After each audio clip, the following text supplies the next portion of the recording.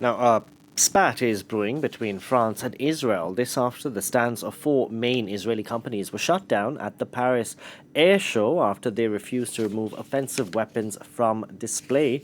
Israel's defense ministry said it categorically rejected the order to remove those weapon systems. For more on this story, we can go across to James André, who's standing by at Le Bourget, covering the Paris Airshow for us. James, what is this controversy about? Because you were supposed to cover the Paris Airshow, and now it's turned into a diplomatic spat. Yes, absolutely. This has been kind of one of the big stories today at the air show, and that is the fact that indeed the Israeli companies, some of the Israeli companies present here at the air show, found their booths boarded up as they arrived this morning. This after, in fact, France, the French government, issued a guideline saying that they did not want to see offensive weapons displayed in these booths here. Now, with the France 24 team, we were able to access Elbit, which is the booth of Elbit, which is one of the main weapons manufacturers in Israel. And we spoke to one of the vice presidents who told us that he was very surprised that they didn't understand why this was happening, and also that he felt that Israeli companies were being discriminated. Now, what we did also is we called the French Defense Ministry, who actually decided to have these booths boarded up and who issued those guidelines. We were told that indeed the Israeli authorities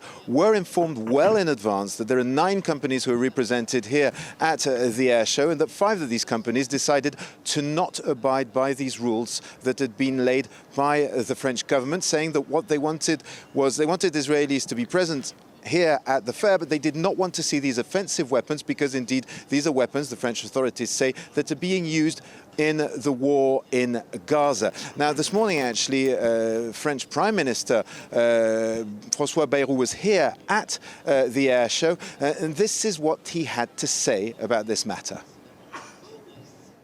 En fonction de la situation à Gaza, dont tout le monde sait que Given the situation in Gaza, and everyone knows that France considers it a terrible situation for the Gazans, from a human point of view, a humanitarian point of view, and from a security point of view. Du point de vue humanitaire, du point de vue sécuritaire, France wanted to make the point that offensive weapons should not be present at this trade show. Les armements offensifs ne devaient pas être présents dans ce salon. And in their response, the French Defense Ministry pointed to the fact that France actually still exports components for defensive weapons, such as the Iron Dome, for example, but has stopped exporting equipment that can be used against the populations in Gaza. Also, we were told that if these Israeli companies were to take down their displays of bombs and missiles, well, indeed, they could reopen these booths and operate normally at the trade fair. Okay, let's see if they actually do that. James, what is at stake for this Paris Airshow with the conflict in the Middle East between Israel and Iran and the war in Ukraine?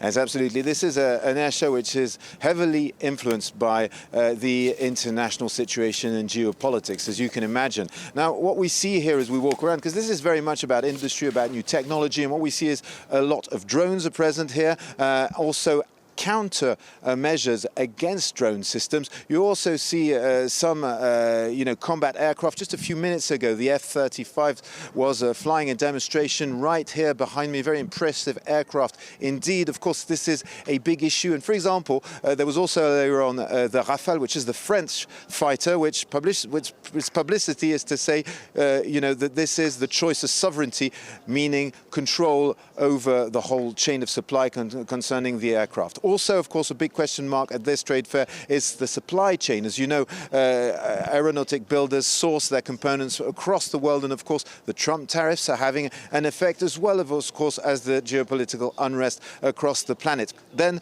there's, of course, the environment. It was interesting, the demonstration that just followed that F-35 was an Embraer, so that's a Brazilian company aircraft, which claims to be the lowest consuming aircraft in its category. So we're seeing also a lot of electric aircraft, for example, that are displayed here. So these are very much the tendencies, if you will, the main topics here when it comes to the air show, which is defense, of course, is a big, powerful number one, unmanned aircraft, and then energy economy for general transport and the potential of electric planes to come.